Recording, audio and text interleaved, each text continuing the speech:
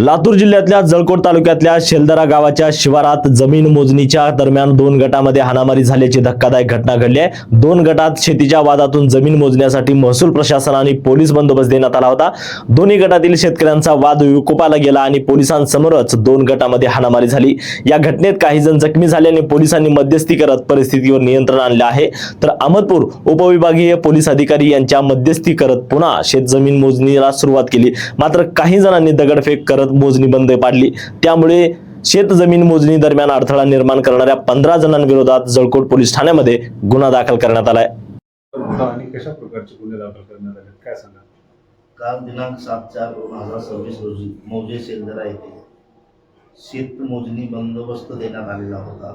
या ठिकाणी अर्जदार यांचे पती बालाजी बापूराव काकडे यांना गैर अर्जदार गोपाळ हासुळे व इतर 6 ते 7 जणांनी मोजणी दरम्यान बाजूला थांबले असताना मारहाण केली आहे। त्या संदर्भाने बालाजी काकडे यांची फिर्याद घेऊन पोलीस स्टेशन येथे गुरण 86/2026 कलम 181(1), 189(2), 190, 191(2), 352, 351 BNS अन्वये गुन्हा दाखल करण्यात आलेला आहे।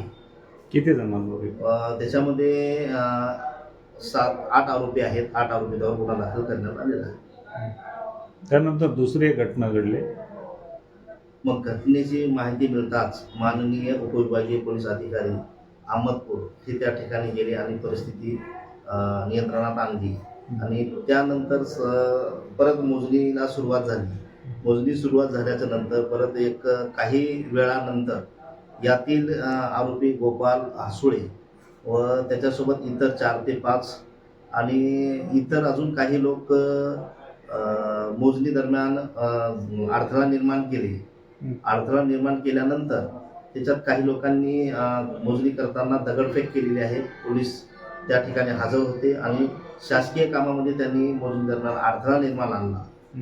त्यामधून पोलीस अंमलदार एरमे यांची फिर्याद घेऊन पोलीस स्टेशनला गुरण 87/26 कलम 353 BNS व राईटचे कलमान्वये वेगळा गुन्हा दाखल करण्यात आलेला आहे। त्याच्यामध्ये 5 ते 7 आरोपी व काही 4 ते 5 अज्ञात आरोपी आहेत। सदरचा गुन्हा दाखल करून गुन्ह्याचा तपास मी स्वतः करत आहे। आरोपी अटक आहेत? अद्याप तो आरोपी अटक नसून आरोपी फरार आहे। आरोपीचा शोध सुरू आहे।